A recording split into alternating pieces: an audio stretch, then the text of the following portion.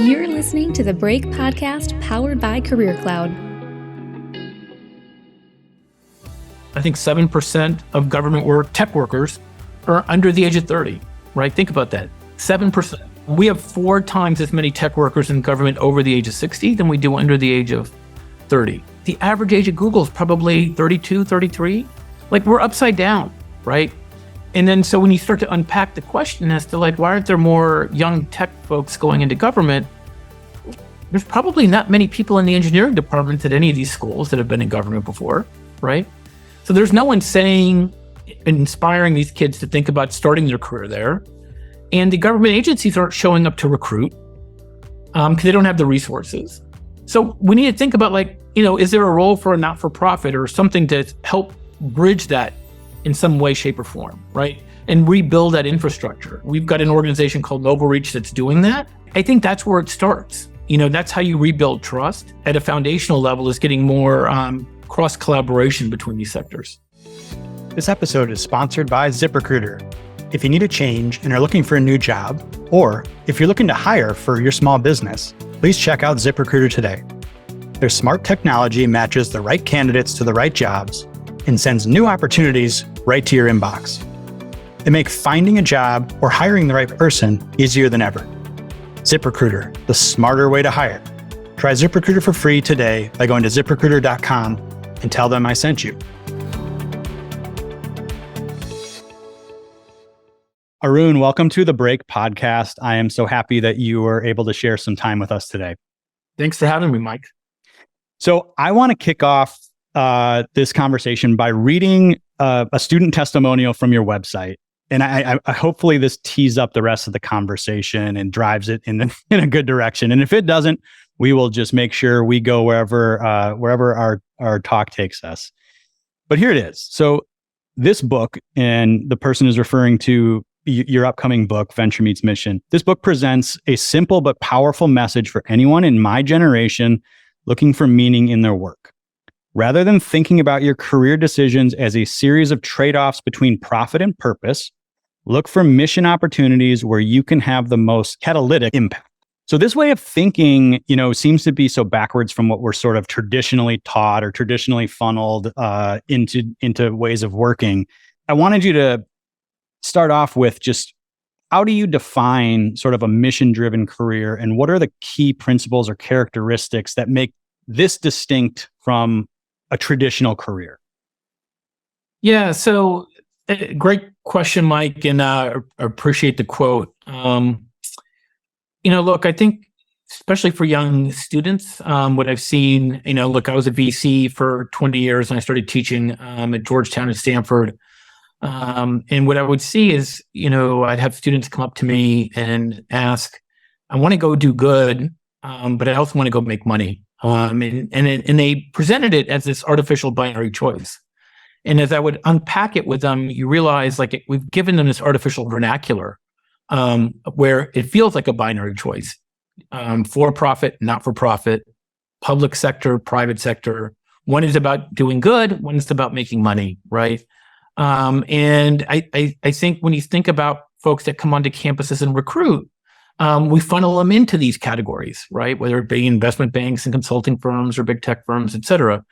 And so I think students are really wrestling with this. And so what I've tried to do in the class that we taught, and hopefully we try to elevate in the book that we've written here, is that a lot of things that are inspiring them where they want to go do good, whether they care about climate, whether they care about national security, whether they care about healthcare, whether they care about food security. Today, there's never been a time where you can align people, purpose, and profit around those missions, but in a for-profit way. Like, you can go build companies to go do that.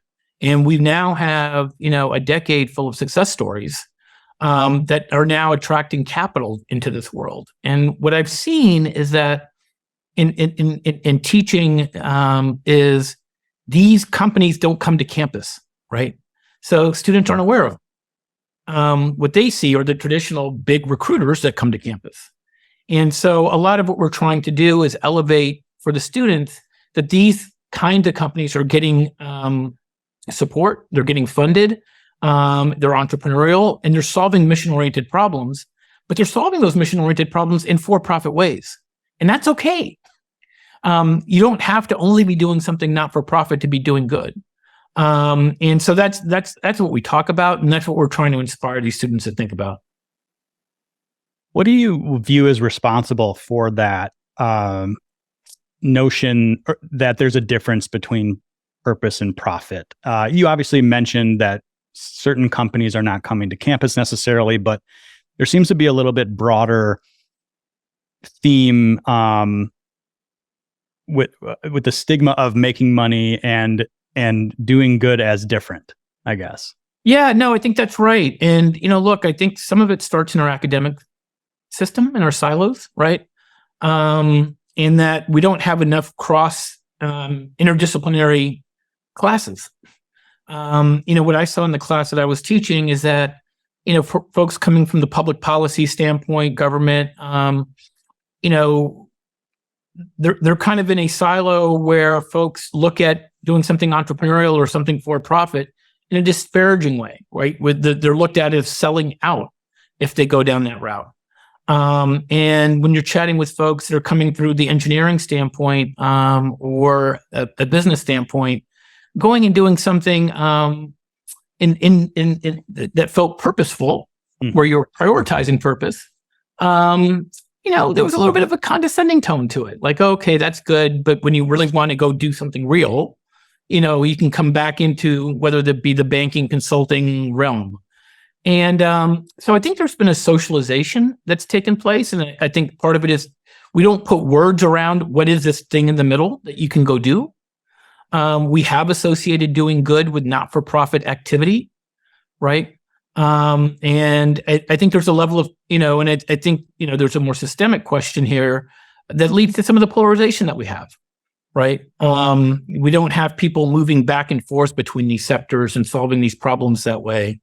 And I think we have a different way of looking at folks creating these ventures. I'll give you an example, Mike. When I would bring in CEOs that have created mission-oriented ventures, there's a good number of my students that would view, because they are now leading unicorn companies, that they are socially extractive capitalists. But when they spend time and talk to them, they realize like they were actually going after a mission. The capital followed them, right? Mm-hmm. That wasn't what they were chasing. And so I think it's about storytelling, honestly. I think, in a world where we're about, things fitting in a tweet and Twitter, we aren't able to unpack what's the real story. Right. So what we've developed is a lot of ill-informed biases. And that's what we try to talk about. Right. And I think in what we're writing about and what I've seen in the classroom is like, you need more humanization around this, more storytelling. Interesting.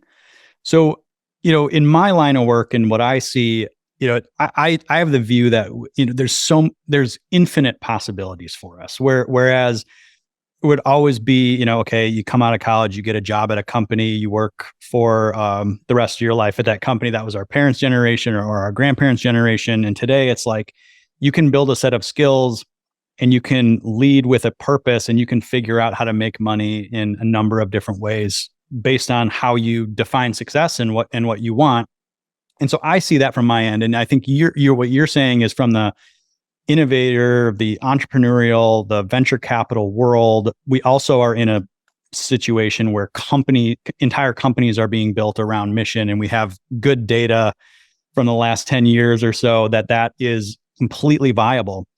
What do you view as special or unique about this time period that is seeming to unlock or allow for mission and profit to kind of come together? Yeah, no, it's a great question. And the why now is an important question, right? And I think there's multi-layers to that. The first, and, we talk about this at the end, you need to have these sectors that are really going to, emerge and become meaningful, that are around mission. And I think we're seeing that today. Look, we've had existential threats with COVID, so everyone understands healthcare and bio. We clearly have geopolitical threats. And so, the investments that we're now seeing around defense tech and national security is meaningful. These are also, we're fighting our first digital wars, right? And so, the investments around cybersecurity and drones and things of that sort are meaningful. But then you look at the overarching, probably the biggest threat of them all, which is our climate threat, right? And when environmental threat. And so the way we get through that is through innovation and ventures, right? What I see there is that, we're at a tipping point where you've got one, the demand side. Second, though, you need then, students that want to participate in this, right? And I think this generation, and I had one of my students frame it this way for me, Mike, and it was, it's a powerful kind of hit me on the head. He's like, look, professor, like we're more mission oriented than any previous generation because we've had, numerous existential threats in a short period of time. We had COVID in 2020, right? We've had geopolitical threats with Ukraine. We've got a climate threat. We've got a great power competition threat with autocratic adversaries. So we want to serve. We want to go do something. And I think that timing's important. It is really important because I don't know if people felt that way 5 years ago. I don't think they felt that same intensity. And I see it in the classroom. I see my students wrestling with this a bit more, right? Where even my business school students that were first rushing, they just get to Wall Street are now thinking about like, I want to do something meaningful and purposeful. And I think COVID was a little bit of a reset button in that context. So that's the second layer. I think the third, is you need examples of success. You need examples of people, creating these ventures and being ultra successful around them. And I think we have that now. Whether you have you look at a Palantir or an Anduril or a Ginkgo Bioworks, you start looking at these companies and you say, these are massive companies that are getting created that didn't exist, 10, 15 years ago. And then the fourth layer is, and this is my previous ecosystem, it's the investors. And look, as much as one wants to call venture capitalists risk takers, we're a lot of times we're followers, right? And so once we see something working, the capital flows in a meaningful way, right? And we're starting to see that now, right? We're seeing that even on the energy side and what's happening there with companies like Commonwealth Fusion, raising hundreds of millions of dollars, and that's what's required. And so the why now to me is that I don't think these sectors I think these sectors are now at a mature enough point where the only way we can compete is by innovating into them. I think we're seeing enough examples of success there that's now drawing more capital to the story. As more capital comes in, better talent is coming in. As better talent comes in, you're seeing more collaboration. And look, in a weird way, Mike, this is the story of the Valley, right? Mm-hmm. This is how the Valley got started. You get that virtuous cycle moving, and then more people want to come into it. And I think we're at the early innings of that. And I think that's the why now. Because I think if you look at geopolitically where we are, socially, technologically, the change is so rapid today, right? That I think there's an acknowledgement that like the way we solve these problems needs to come from an entrepreneurial mindset, because entrepreneurs are the ones that are used to flying the plane while they're building it. Right. And that's the world we're in today. Yep. Very interesting. Your layer 2 example, it sparked a question in my mind. So the description was, professor, people in our generation are more mission driven than ever. And I would characterize it as sort of like a realization of YOLO, you only live once, because we've been through some of this stuff. Now, my generation, people a little bit older than maybe the students that were going through your class, came out of college and during the 2003 tech bear market, right? We're trying to find jobs in that recession, and then we're just starting to get our legs under us career-wise, and we get the great financial crisis, and it feels like almost there's an abundance of risk mitigation in amongst my peers, and then to hear people on the lower generations kind of saying whatever, like those things aren't risks to us. The risk to us is really not following my purpose or not following my mission. It's interesting to me, like how fast that seems to have changed. Yeah, look, I think the common thread there is I think both generations have started to feel like large institutions have failed them. Yes. Right. Both generations feel like, hey, it's not about us depending on someone else to do this for us. And so I think the common thread in that, and an accelerating thread in that, Mike, if I was to carry it forward, is that your generation started with this, like, hey, look, we're not going to depend on the big banks and the big, like big institutions to help us. And I had a student, say something similar to me, around that. And I think what's accelerated now is, so I think you've seen the spur of entrepreneurship start to happen, and that's your generation, right? And I was at BC during both down cycles, both the up and the down. And, I think when you talk to our top entrepreneurs, that's what was motivating them, right? It was that, like, look, we're going to go build this ourselves, because it's not any riskier than me being at a big company, because I could just get laid off tomorrow. Right. Right. The idea of a big company being safer was starting to lose its.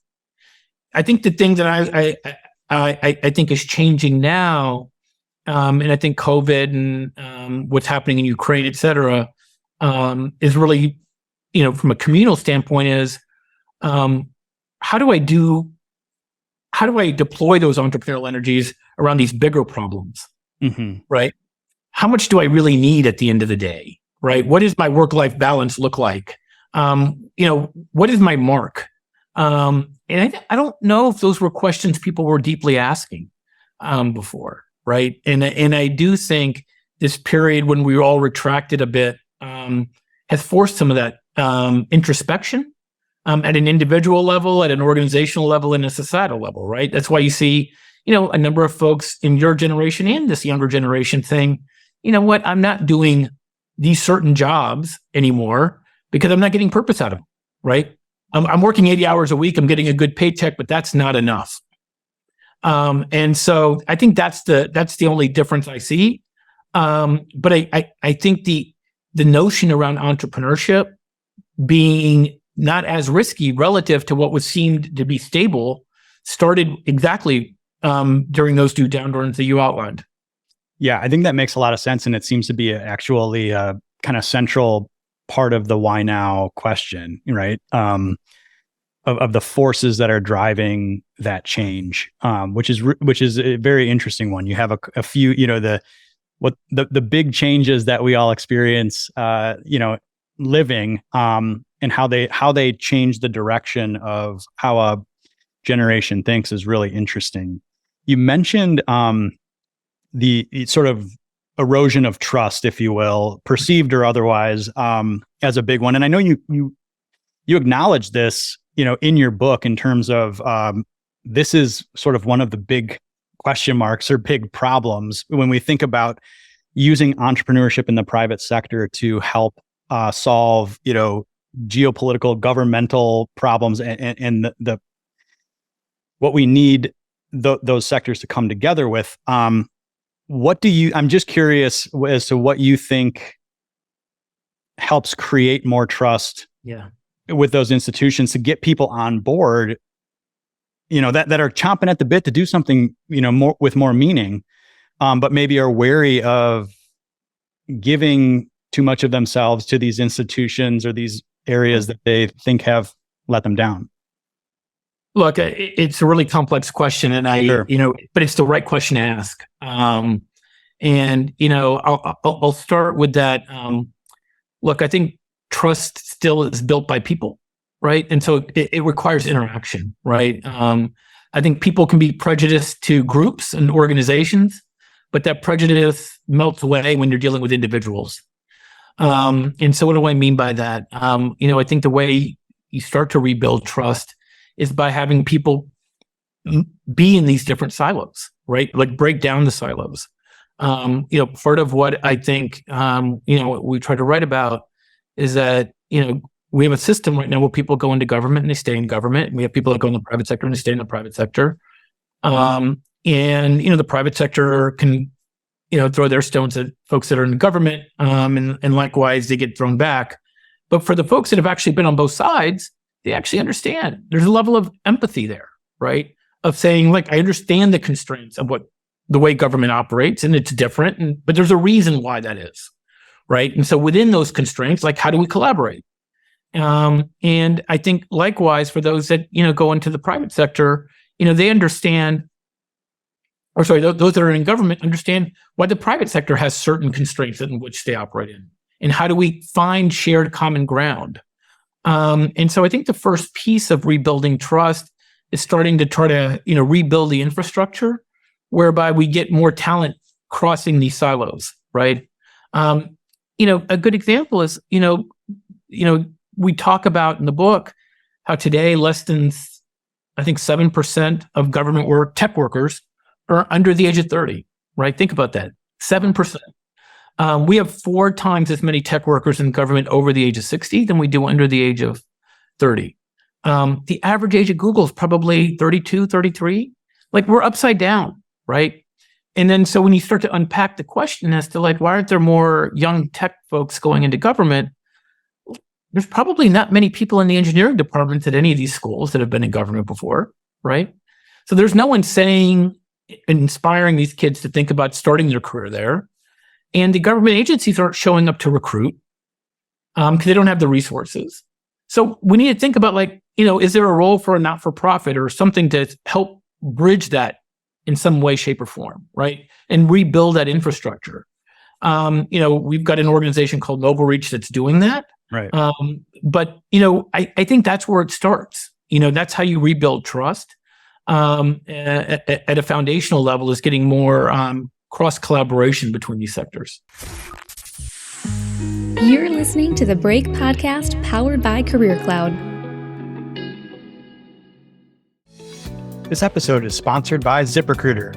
If you need a change and are looking for a new job, or if you're looking to hire for your small business, please check out ZipRecruiter today. Their smart technology matches the right candidates to the right jobs and sends new opportunities right to your inbox. They make finding a job or hiring the right person easier than ever. ZipRecruiter, the smarter way to hire. Try ZipRecruiter for free today by going to ZipRecruiter.com and tell them I sent you. Can you describe for the audience what NobleReach is all about and what you guys do there real quick? So yeah, sure. So once we, as we wrote the book, we were able to start a foundation called NobleReach. We have about $500 million endowment. So we have meaningful capital to kind of put some of this to work. And, in the book we write about, if we're going to do 2 things right in this country, we need to get better talent around government and better innovation around government. That talent is in the academic centers, right? Our higher ed system. And that innovation, we argue, is in the entrepreneurial ecosystem, our top innovation. And arguably, I would, say that the 2 superpowers of this country, of its liberal democracy, and I've been the beneficiary of it, is the entrepreneurial ecosystem. It's still orders of magnitude better than anywhere else in the world. Yep. In our higher ed system, our ability to create talent. And we just need to but we've kind of let 1,000 flowers bloom, but we haven't aligned that in any way around larger government ambitions and mission problems. And so what we're looking to do at NobleReach is actually, the way we talk about ourselves is rebuilding the infrastructure, or modernizing the infrastructure may be the right way to put it, to connect that talent and innovation around government, while also building the scaffolding to support them. So what does that mean? Taking a top student out of an AI student or a bio student and just dropping them into an agency may not be enough success. We need to provide them the scaffolding to support them. Mentorship, learning modules on the outside, cohort-based networking, and and start to rebuild that respect. And so that's what we're doing on the at NobleReach, and we're doing that with the entrepreneurial sector as well, where we're trying to collaborate and connect them to, the best innovation that we have inside of government. So what are some challenges that young professionals face when they're trying to align their careers with their personal missions and values? I mean, just describing your work of NobleReach, there's sort of a glaring hole in terms of an incentive, which has a dollar sign, on it. And I'm sure a lot of young folks, they want to go with their mission and purpose and all of that, but that dollar sign. No, it's a really great point, Mike. And I didn't, I didn't touch on the other piece that we're trying to pull to the table here, which I think addresses some of this, and that is, as a not-for-profit sitting outside of government, we can collaborate with the private sector in a different way, right? And we can create a coalition of partners that are, the usual recruiters on a college campus, whether it be investment banks, consulting firms, big tech firms, larger employers. And the reason that's important is what we're trying to do is really create a program whereby students feel like it's a career enhancer. And look, the best program I see out there that, that does this well is Teach for America, right? Students feel like they can go do that for 2 years. And when they come out, it's not about the dollar signs for those 2 years. It's about the career trajectory over the next 30. Right. Right. And it means something, and employers value it. And, I think that's what we're looking to do with what we're creating at NobleReach is create that so that students feel like starting my career in government can only enhance my future prospects going forward. But you've hit on an important piece of this, right? A core part of our thesis, in theory on the case, is people shouldn't feel like to do good, they have to be poor, right? And we've created this socialization that needs to be the case. And it doesn't. You can do great work and still benefit in a monetary way. Makes sense. I want to back up a bit and get into a little bit of give you a chance to tell the folks a little bit about your story. I mean, I'm really interested in how your background and upbringing and the things that you have done in your career has sort of led you to be very passionate and purposeful about this type of work. So take us to whatever track you want. And Mike, you'll appreciate this, as we were chatting before we got on the podcast. Like, one of my CEOs has a quote that my career makes sense looking backwards, but it didn't make sense going forward. Right. 100%. And I think that's I say that because I think we also want to hopefully leave this generation with a sense that to embrace nonlinearity. Like, I do think we condition students today to think very linear about their career. It's almost the anti 10,000 hours outliers motive, right? Yeah. Go in deep and then just do something really narrow and do it really great. And I just don't know if that's really how life plays out, right? So to answer your question, though, look, I grew up in DC. My dad works for the U.S. Navy. Immigrated here. He's been there now over 40 years. So government's been in our family. He's still working at Naval Sea System Command. God bless his soul. And so you've seen, the purposefulness around that. I went away to college and business school, but then came back to the region, and had the privilege of getting involved in venture capital. Started at Carlyle and worked at Columbia Capital. Which was founded by Senator Warner, but had a great group of colleagues there. And look, what I loved about venture capital was you were around a bastion of optimists, because you're around entrepreneurs that want to change the world. And if you're going to be an entrepreneur, you have to be an optimist, because if you're not an optimist, you're not going to get out of bed. And that doesn't mean it always works. But it was definitely where you got the energy from. And then, did that for about 18 years and, started thinking about what's the next act look like, and retired, started teaching. And I had a great group of folks at Columbia that, gave me the flexibility to do that. And started teaching at Georgetown, started teaching at Stanford. And look, I think the next, bastion of optimism is college campuses, actually. Right. So when I connect the thread of why I've enjoyed, what I've done, is I think it's around being around optimists, right? It's around being around people that are thinking that the world can be different and that they want to do something about it. And, there's not a college kid that doesn't think that they can change the world. And there isn't an entrepreneur that believes that. And so that's a little bit of the common thread. And then the class I was teaching at Stanford was called Valley Meets Mission. And it was really taking a lot of what I had experienced in my second half of my career in venture, which was around investing at the intersection of mission, tech, and entrepreneurship, solving mission-oriented problems. So the early stages of cyber, dual-use tech, and government. And what I saw, which was this sense of, look, it's hard, right? And collaborating with government was hard, but when it worked, it was magic. But the people in the ecosystem that you're around were very purposeful and very mission-oriented. They cared first about the mission and then second about the profit. And inevitably the profit followed the mission. And once you get into that world, it's hard to go back to just doing like a Candy Crush 3.0 investment, right? Where you're like, all right, this is neat, but what's it about? And so in my class, that's what I would talk to my students about, right? Was essentially sharing with them, that notion and saying, don't waste your energy on Candy Crush 3.0, but think about solving these big problems. But how do you do that in a for-profit way?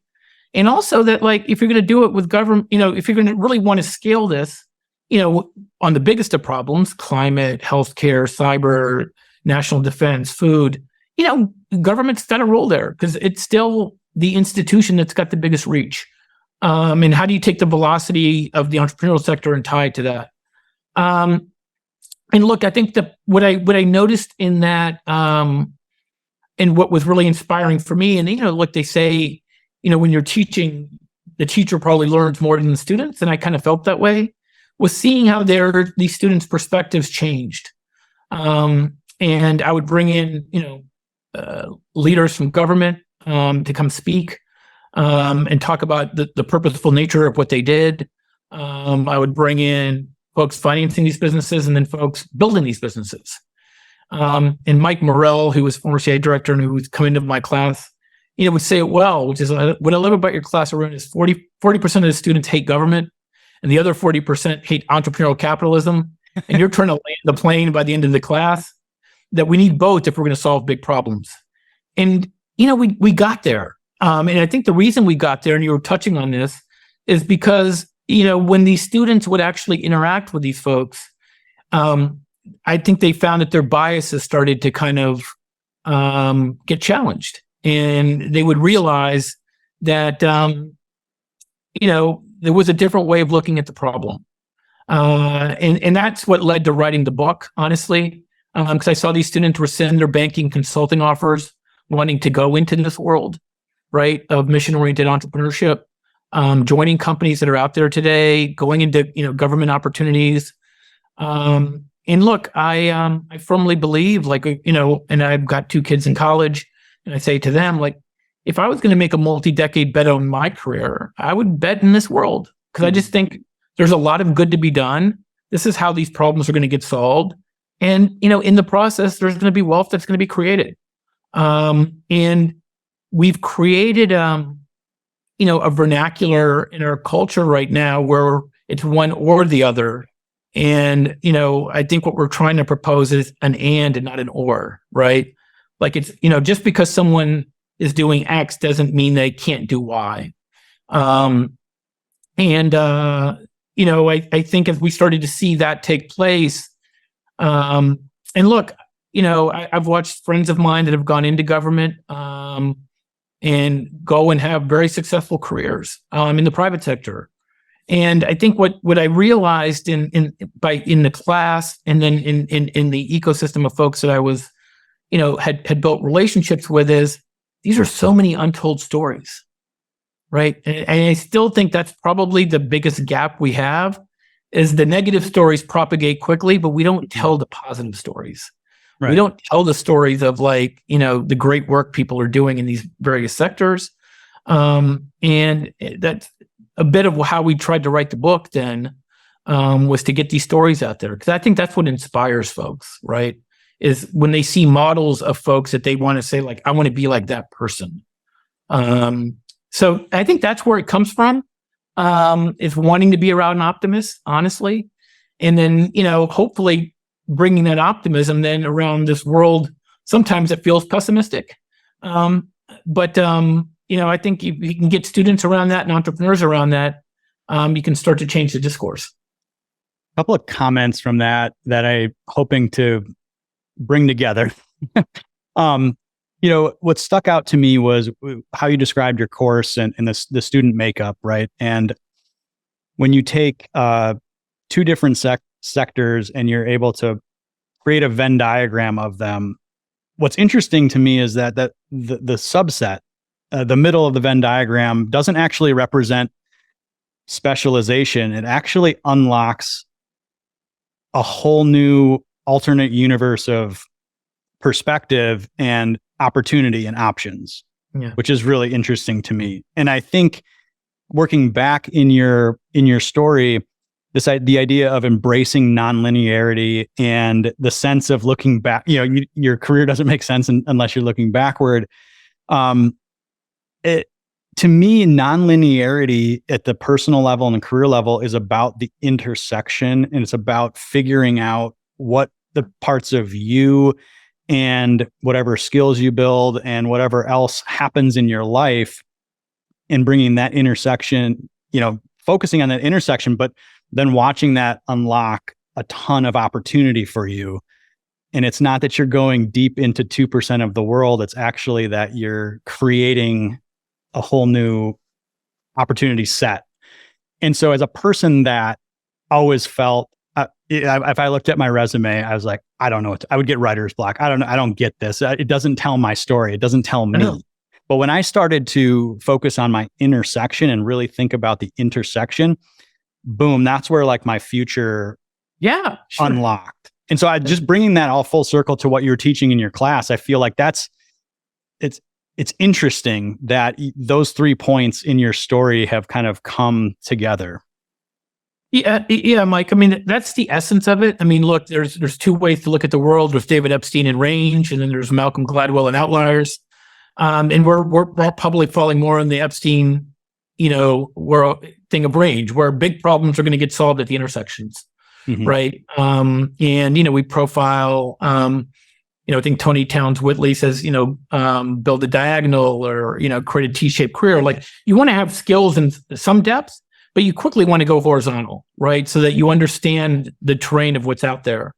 And I think, back to the conversation we were having earlier, I think these big problems, a lot of it's just connecting the dots, right? And creating a shared vernacular, and a shared language. And I think, my own, I call it a little bit of a random walk between doing stuff in the private sector and government and academics, has only highlighted that, right? Because it's not that I feel like I'm saying anything new or earth-shattering, but you're just kind of translating so that people understand how the other folks are thinking, right? And I think we need more of that. Right. I think we just need a lot more of that. And that's hopefully, with what we're trying to do with NobleReach is kind of create a convening place, a place where folks, and, we talk about that want to be triathletes, right? Or trisector athletes. Yeah. This is where they come together, right? Like, hey, look, if you really want to specialize in your sport, that's great. Go do that. But if you want to really run a triathlon with your life between academic, government, and entrepreneurship, this is the place to kind of be. And this is a core group of people that view the world that way. Right. I fundamentally believe that's how we're going to solve these bigger problems. Is at the intersections. We need to start creating systems and organizations to value it, right? Currently some do, some don't. And that's what keeps people from doing it. Right. Because there's that concern of like, wait a second, will I be able to, when someone looks at my resume, will they know what to do with me? Right. Right. So then you go like, well, let me just go do this, because then that's a very linear thing and people know what to do with me. And so that's the tension, and that's going to be there, right? But I think, again, folks creating these mission-oriented ventures, I think by nature are those individuals, and they actually respect that. They want that. Yeah, I think that makes sense. You see a lot of people in the entrepreneurial world, especially in the early stage, right? Hire for the utility player, hire for people who have kind of multidimensional experience because they're agile. And I think you described the balance really well. I describe it as like this tension between resilience and optimization, and efficiency optimization on one side, and foundation and resilience and a skill set that you can build off or take anywhere with you on the other hand. And I do think there's a balance there, right? Because you get the shiny object syndrome of, oh, I could do anything on one side, and you have specialization on the other. For folks that are maybe thinking linearly, and I'm thinking about professionals, young professionals especially, and they're listening to this and they're like, oh man, I need some more nonlinearity in my life. Do you have any tips or ways of thinking about how to build more of a resilient or foundationally based skill set, or getting multiple experiences that make sense? Yeah. So, I mean, two frameworks that I use in my class to help, my students think about this. One is design thinking, right? Yep. Which you alluded to earlier. I think most people fall in the trap of making decisions based on where they're standing today, yes, and finding what's the next closest step. As you know, design thinking is much more about where do you want to be in 10 years? Right. And then not only have a singularity around that, but pick 2 or 3 scenarios of where you think you could be happy in 10 years, and then work backwards from there. Right. And I think that's a really important exercise, because it'll help you then filter out, is the next step I'm making helping me get closer to one of those 3 outcomes? Yeah. Or am I just doing what's easiest? And as obvious as that is to say, I'm telling you, when I see it with my business school students, they end up doing what's easiest. Yep. Like they'll tell you, I know I don't want to go to this consulting firm. I know I don't want to go to this investment bank. I want to go do ABC, but I'm going to go do this now and then I'll figure it out. And all they're doing is kicking the can down the road because they don't want to do the hard work right now. And I try to tell them, like, it's never going to be easier. Like, do the work now and figure out what that is. The other framework I use, and we mentioned this in the book, is Ikigai, which is a Japanese framework, where, you ask 4 questions. What do you think you can be good at? What do you think the world needs? What do you think you love? And what do you think you can get paid for?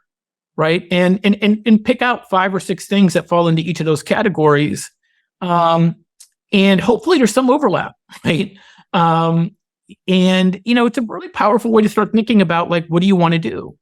And I'll say, in a personal level, the way, I saw that, I did the design thinking exercise when I was a VC. They had, folks from Stanford were out here for a workshop and attended as alum, and I did it. And, one of the things I wrote was like, hey, look, whenever I felt like I was, financially set or whatever, I'd want to go teach. One of the things I wrote there was teaching. Mm-hmm. And I actually think that got me thinking a lot more cognitively about, like, hey, look, going in and teaching in that environment. Right. And otherwise it's very easy to be reacting to things that are coming to you. And I've seen this in my business school class, now at a 25th reunion. And, the theme around it was really the second act. Like, what's your next thing?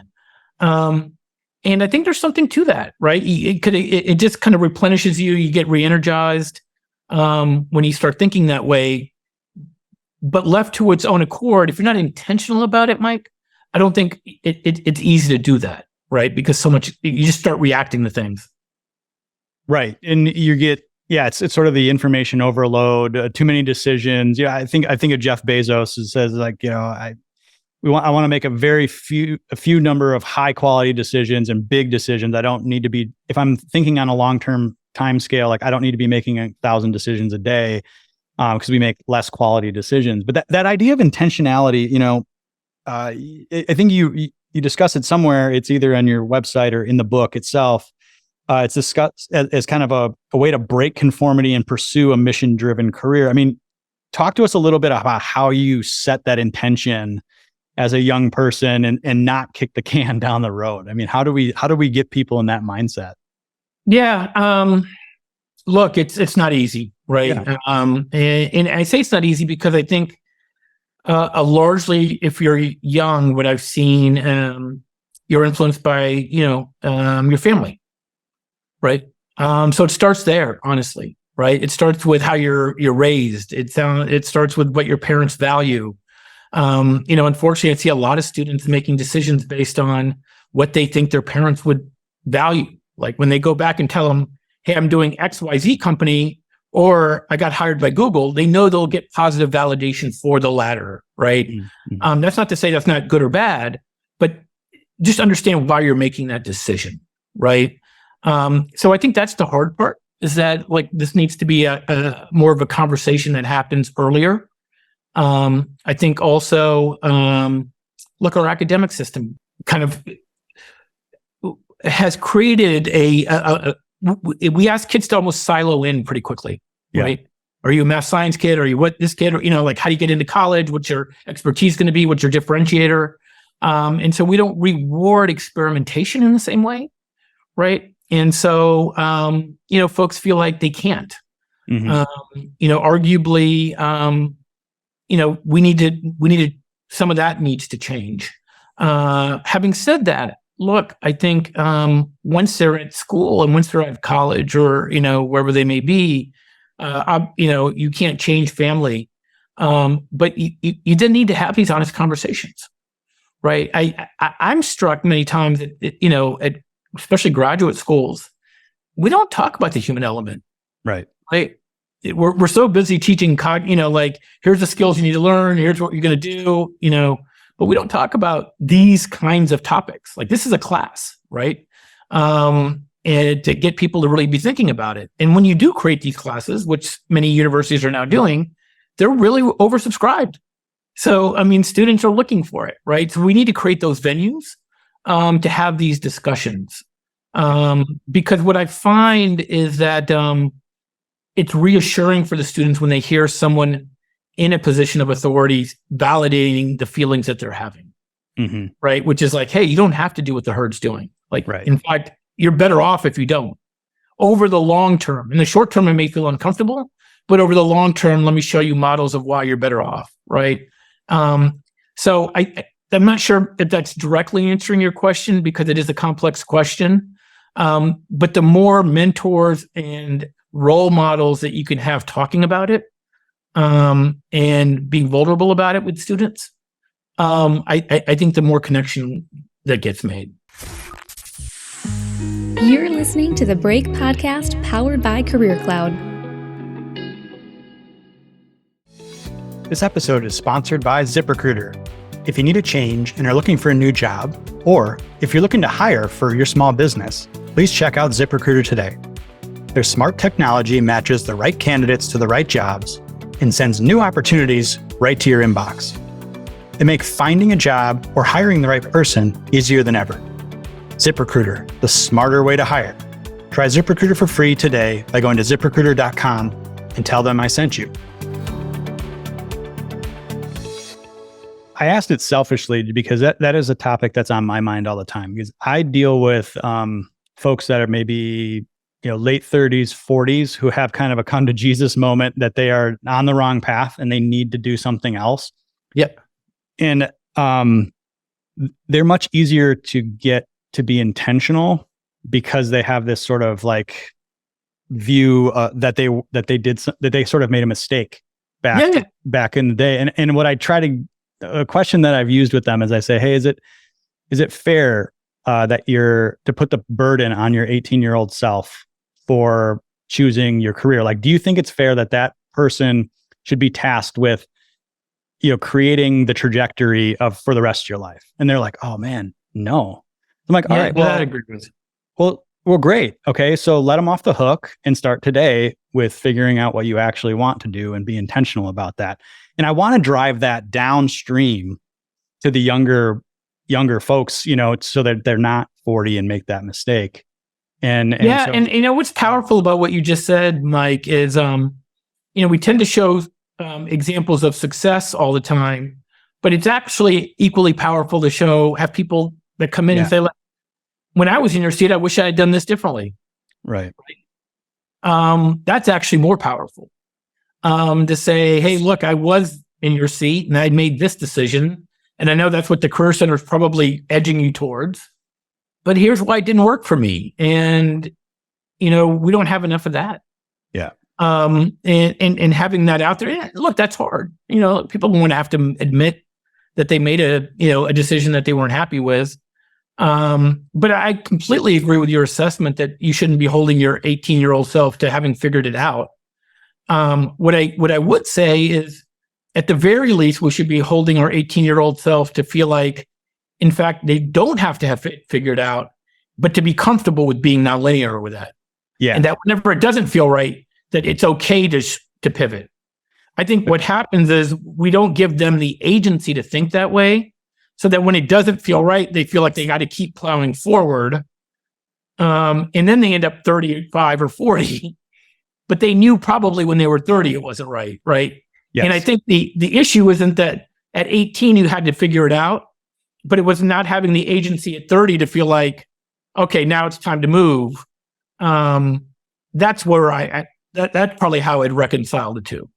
Yeah, I think that makes a ton of sense. The 18-year-old self empowered to make mistakes, and you don't have to have it figured out. Unfortunately, we push from high school to get things figured out.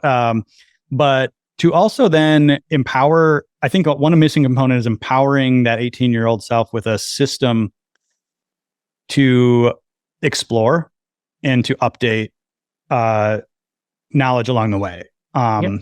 Who am I today and what am I interested in? Okay, how do I go about exploring these three paths that may seem good to me, and how do I decide when to stop and when to start up something else, when to circle back? It's all a design thinking and entrepreneurial problem of experimentation and following signal and all of that kind of thing. So that's the stuff that I'm interested in, is how do we drive, a better system for people to. Well, Mike, to your point, and we write about this in the book, that's why we try to personalize entrepreneurship. Yeah. I'll have students go like, I don't want to be an entrepreneur, it's too risky. And I'm like, no, you don't understand. Like, entrepreneur isn't a thing, it's a mindset.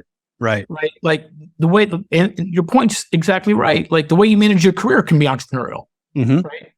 We argue in the book, like, shit, the biggest, the most entrepreneurial activity you may do is starting a family. Yeah. That's a pretty entrepreneurial thing. Like, you have a co-founder, you've got a family, you launch products, you're trying to figure out the right product market fit.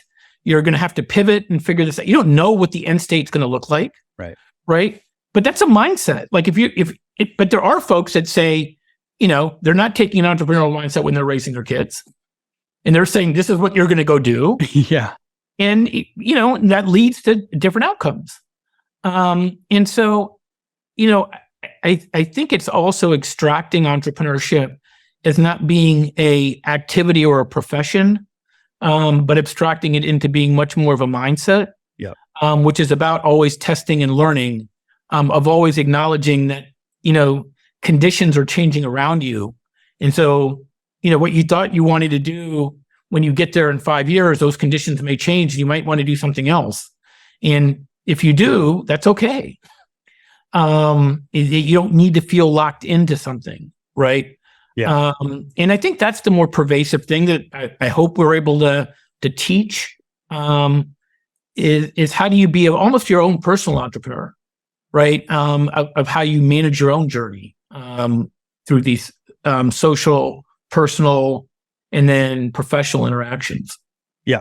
I love it. It's because it's such a framework to, when you develop those skills, it's a way of not only managing and mitigating downside risk, but jumping on upside opportunities and being flexible. So I love that. I think your description was very, very good and very helpful to our audience. I mean, while we're on this topic of diverse career paths, nonlinearity, there's several sort of individual career journeys that get highlighted in some of the book and some of the excerpts. I'm thinking, like, I actually read sort of Nate Fick's transition from military to nonprofit to for-profit, and what key lessons can young professionals draw from these diverse career paths? Like, from seeing somebody who's gone all over and done zigzag, like, what should young professionals be pulling out of those experiences? Yeah, it's a great question. Look, I think what young professionals can pull through this is that while these different career paths look very different, the skills inside them can be very common. There's a commonality to it, right? In Nate's case, it was leadership. He was a great leader.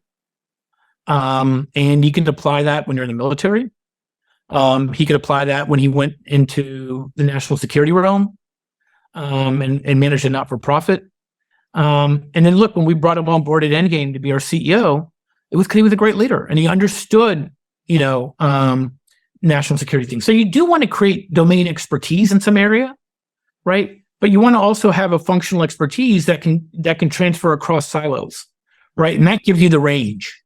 In his case, the functional expertise was around national security, right? He'd been in the Marines. He went to CNAS, which is a national security not-for-profit. He came into a cybersecurity company, which is a for-profit, but also in the national security realm, right? So he was able to take a domain expertise, and this is the T kind of model that, or living a life that's at the diagonal, which is, build a skill somewhere or a domain expertise, but then don't limit yourself to one silo. Think about how you can apply that across different domains, right? And that would be what I would take away from Nate's experience, right? And now look, he's gone back into government. He's the first ambassador we've had, for tech and cybersecurity in our nation's history. And it's a culmination of those activities, right? It's a culmination of his expertise of being on the front lines, of knowing how to collaborate as nation states, but also knowing, how to collaborate with the private sector in a meaningful way. And he's a great example of someone that's a tri-sector athlete, right? In that context, and it's what makes him unique. Very cool. So I want to talk a little bit more specifically about the book before I let you go. And I know I got your time here. I know you're on a time schedule. You're a busy guy. But we've talked about various aspects of the book and your class a little bit, and hopefully we've given some good examples and context of that. But if you were to give us your description of the book and why somebody in our audience should read that book, what would that be? Look, I think if the reason someone in your audience should read the book is to be optimistic about the future. I think right now we're in a time where all we get at is, and we open the book this way. We have the ability to be, the last generation or the best generation. And then, that quote was actually a quote 60 years ago by John F. Kennedy, right? He said it in 1963. Wow. And the reason that's poignant is that, I think we feel this level of uncertainty in where we are today, but it's to recalibrate that we've been here before, right? Every generation has this moment. And for me, I think you read this book where you're saying, hey, look, this is our generational moment to go solve big problems. Yes, there's a lot of uncertainty around us. Yes, there's a lot of change, but we have the agency and we have the tools in this country to go solve these problems. And so we write the book and we created NobleReach with a very optimistic and aspirational sense, which is probably counter to 90% of what people are seeing today. But that's why you read the book. You read the book because you want to believe that there's a place for you in that aspirational, optimistic scenario of solving these big problems, and how you fit into that. Excellent. Love that. Love that characterization. And so the book emphasizes sort of this importance around shared values and empathy when pursuing mission-driven work. This idea of empathy, I think, is central to solving a lot of problems that we experience right now. We talked about the polarization of Twitter and government and politics and all of those things, right? But how do we sort of gain a different perspective, use empathy to gain a different perspective within this mission-driven ecosystem? Like how do we do that and bring people more together using empathy? ironically, my wife's a psychiatrist, so she could probably answer that better than I can. Look, I think again, it starts with people, right? It starts with people interacting from different walks, right? It starts with, if you're a startup trying to collaborate with the government on mission-oriented problems, having folks that have been on that side of the table before, and listening. These are basic blocking and tackling things, right? That we need to create these convenings where we're getting people together, though, right? These aren't debates that you have over Twitter. These aren't debates that you have online. I'll seem very old school and I'm very analog in this way, but I think this is a people problem, right? And you've got to get people together around these things and talking about it. Look, what I've been most heartened by, Mike, is we've done the book, talked about the book, but NobleReach, whether it be academic university presidents, CEOs of major, finance institutions, consulting firms, big tech firms, or even senior government leaders, everyone kind of acknowledges, yeah, we need to do it differently. Right. So everyone wants to. We just now need to start creating that dialogue to think about like how and what that looks like. The reason we stick around getting better talent and better innovation around government is the other thing I've been heartened by is that like it's not a R or D issue. It's just a country issue. Right. Right. It actually is one of the things that I've sat down with plenty of R's and plenty of D's, and they say, yes, we need to do this. Right. And so I think starting with that also is helpful. Right. Like who's going to argue that we shouldn't get better talent around government? Right. Right. Like who's going to argue that we shouldn't get better innovation around government? Right. And so, we can debate the hows. There'll be different ways to think about doing that, but at least we start with something that we can start talking through. So I think that's where the empathy starts to kind of play through. But I don't think there's any silver bullet on this one, right? But I do think it does come from more in-person interaction, dialogues like this, right? Where you bring people together. We did an event where we did a national case competition with HBCUs. We brought over 10 teams from across the country together, and we had Stacey Dixon, who's the second highest ranking, and highest ranking Black female intelligence officer ever. And she said, before she talks to the audience, she says, how many of you in these, all these 100 students, how many of you know much about the intelligence community? A few hands go up. She goes, how many of you trust the intelligence community? Nobody's hand goes up. And she goes, well, this is great. This is why we need convenings like this. Because let me walk you through my journey, having been in your seat, and how I got to being the second highest ranking intelligence officer in our nation's history. And it was a really kind of like goosebump, poignant moment, for me going like, this is what we don't have enough of, right? Of people interacting in this way. Because I can tell you, we changed people's minds after that interaction, right? People view government differently. That's what a lot of what we're trying to do with the Scholars Program is get people going into government for a couple of years, knowing that we're not telling them, what we say is many times government is selling careers and they're selling jobs, but students are really buying experiences and they're buying mission, right? So we're not saying, hey, you need to go in for your career, but we're saying go in for a couple of years, see what it's like, and know that coming out of it, you'll have all these great opportunities around you. And then we can see where we go. So I think that's how we start to build empathy again. Because I think, when I've seen people separate out, even when they say like, I don't like government, right? You go like, what does that mean to you? Right? Like, how do you humanize government? Right? Because what is government at the end of it? It's not some opaque thing. It's a collection of individuals. And politicians are different than civil servants. People don't even get that difference, right? Because no civil servant gets interviewed on any of the talking head shows. But these civil servants are going to work each day trying to do their best. They have positive intent. And that doesn't mean everything goes the way you want it to go. But I think that's what what we need to start to rekindle a bit. And we're trying to do that in our own way with the foundation. But the more of that we can start to kind of perpetuate, the better. So events, face-to-face, people on people, nuanced discussion. And storytelling. Look, I think storytelling is really important. I really do. I don't think we get enough positive stories out there. We need to think about how to do that in a bigger, better way. It's something that we're going to embark on at NobleReach. But I think, look, we need to get stories out there, and they're there.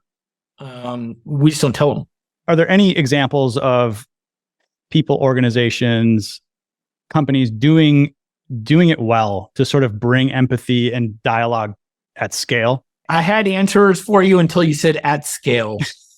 Okay, well, let's take the scale out of it. No, because I think that's the issue. No, but you're hitting on the key issue. Like, it happens in small pockets. Right.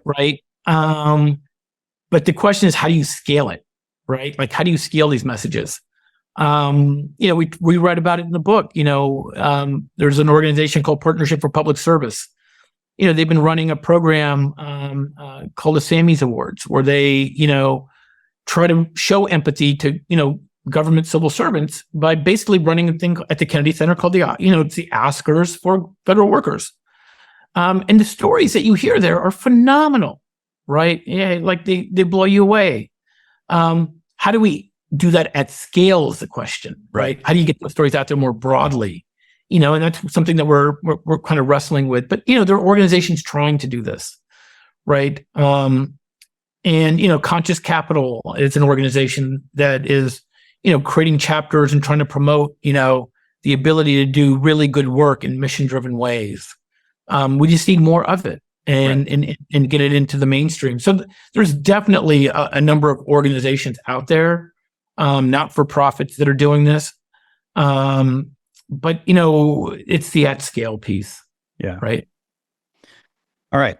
I've got some rapid fire questions for you. We're going to close this thing out. I really appreciate you being so generous with your time. And I think this has been, for me, it's been an amazing conversation. I think it's going to be very valuable for our audience as well when it's ready to be released. But here's my rapid fire questions that I kind of ask most of my guests when we're on here. So is there a recent author or thought leader that you've come across that has caught your attention and you think people need to know more about? Arthur Brooks. So I'm a big Arthur Brooks fan. If you read his articles in The Atlantic, if you read his recent books, the way he talks about what second careers look like, what the importance of a second act, the idea of, being on the achievement treadmill, right, as a dopamine hit, as an addiction. Yeah. Talking about achievement as an addiction is a very powerful concept, right? Which gets back to the notion that we were talking about like what keeps people from being nonlinear. What keeps them from being nonlinear is they get good at something, and then they get addicted to each of the validating steps that happen when they're good at it. Right. That doesn't necessarily mean that's what they love doing, but they each thing is like a dopamine hit. Yeah. And that straying off of that is tough. But like any other addict, you do need to stray off of it. And how do you wean off of that? So I think Arthur Brooks would be someone that I would put high on that list. Excellent. Yeah, there's a sort of a level of personal creative destruction that has to happen, to break these cycles. And again, that's why the podcast is called The Break. Yeah. All right. So besides Arthur's book and besides your own book, what book are you reading now or have read recently that's had a really big impact on you?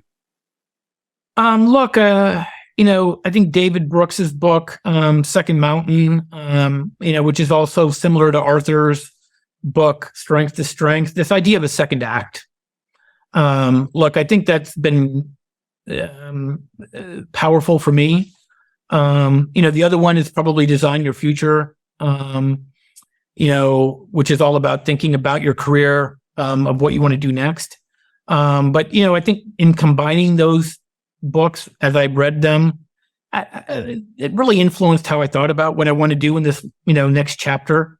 Mm-hmm. And with David Brooks, it's about, we go up the achievement mountain, but then you've got your legacy mountain, right? And there it's about character and values and things of that sort. And what do you want to be remembered by? And I think those are important, right? And I think all those, especially Arthur and David, both talk about the importance of civil discourse, right? And thinking about things at a very at a deeper level about the introspection around what really drives you, as opposed to where do you get validation from. Okay, excellent. Sounds great. I'll be checking out all of those. Last one I'm going to go with here is, there's a lot of discontent in the world, a lot of fear. We've talked about optimism and the optimism of being around entrepreneurs, but what's got you excited about the next 12 months? Wow. Over the next 12 months, look, what's got me excited, obviously, at a personal level is, look, we're launching this book, we're launching NobleReach. And I didn't, for me, that entrepreneurial endeavor has got me really excited. When I look beyond what I'm involved with, what's got me excited for the next 12 months is what I think is the rapid change around us right now. Look, I'm a VC, so I view change as opportunity. And so, I think we're in an environment right now where the velocity of change is only accelerating. And look, I understand there's threats and it's uncomfortable, but I think that's got me excited. The most excitement, though, that I get over the next 12 months, honestly, is watching how students are reacting to this. It is watching this next generation. That gives me the most excitement, because I really do believe that they've been through a pretty traumatic period of stress, between some of the existential threats that we've talked about, and they're coming out of it with a restored energy to kind of try to solve these problems. And so the more our generation can provide them the infrastructure support and platform to do so, I think the better off we are. And so I think that's where my optimism comes from. Well, that's a great place to leave it.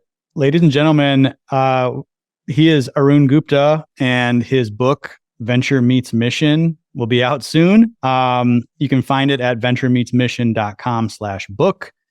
And Arun, thank you so much for being with us. We'll have links to all of this stuff in the show notes. Anything we mentioned, any other books we mentioned, like Arthur's book, we'll have all in the show notes for you to check out at careercloud.com.